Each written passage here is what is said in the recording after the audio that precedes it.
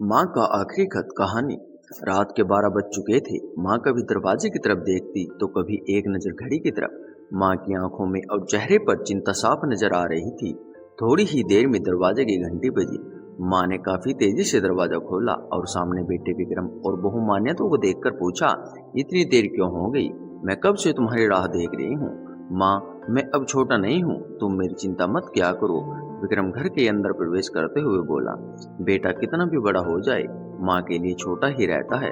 चलो छोड़ो, हाथ पैर धो लो, मैं तुम्हारे लिए खाना लगा देती हूँ।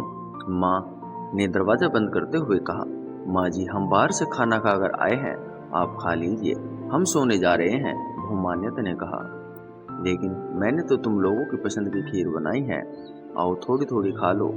माँ तुझे एक बार में समझ में नहीं आता क्या? तेरी बहू ने कहा ना, हम बाहर से खाना खाकर आए हैं, क्यों परेशान करती है? जा तू खीर खा ले और सो जा और हमें भी शांति से सोने दे। माँ अकेले कैसे खीर खा सकती थी और उसे बिना खाए नींद कैसे आ सकती थी? क्योंकि बेटे के इंतजार में उसने भी कुछ नहीं खाया था। वह किचन में गई, एक गिलास पानी पिया और अपने रूम में चली गई। सुबह 10 बजे विक्रम की आंखें खुली। बाजू में मान्यता अभी भी सो रही थी।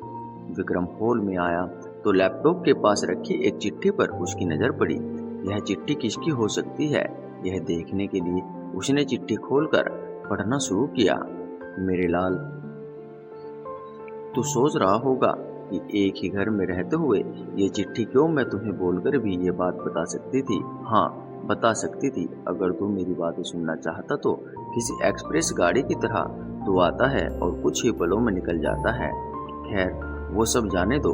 कल तुम्हारा जन्मदिन था, इसलिए मैंने खीर बनाई थी। सोचा कम से कम आज के दिन साथ में बैठकर खाना खाएंगे। मगर मैं यह बात भूल गई थी कि मेरा बेटा बड़ा हो चुका है, तो अपने दोस्तों के साथ पार्टी करके खाना खाकर आया। चलो मुझे इस बात की खुशी ही हुई, मेरी दवाइयाँ खत्म हो गई हैं। मैंने कुछ दिनों पहले तुझे दवाई की एक चिट्ठी दी थी, अगर वक्त मिले तो वह दवाई मुझे लाकर देना, मुझे थोड़ी राहत हो जाएगी। विक्रम को याद आया कि 4-5 दिन पहले माँ ने एक दवाई की चिट्ठी दी थी। उसने अपने ऑफिस के बैग में जाकर उस चिट्ठी को तलाशा और उसे खोलकर देखा। उसमें लिखा था, मुझे ऐसी दवाई लाकर दो जिससे मैं अपने बेटे को भुला सकूं। विक्रम को रियलाइज हुआ कि मुझसे बहुत बड़ी गलती हो गई है। उसकी आंखें नम हो गई। वह तुरंत अपनी माँ के कमरे में की तरफ दौड़ा। सबसे पहले उठ जाने वाली माँ आज क्यों नहीं उठी थी? देखकर उसे आश्चर्य हुआ। उसने माँ को उठाने की काफी कोशिश की, लेकिन माँ एक गहरी नींद में सो चुकी थी। विक्रम के पास फूट फूट कर रोने के अलावा और कोई चारा नहीं बचा। दोस्तों, यह कहने की जरूरत नहीं है कि माँ बाप जीवन में कितने मूल्यवान हैं। उनके रहते हुए ही उनकी सेवा करो, उनसे प्यार करो।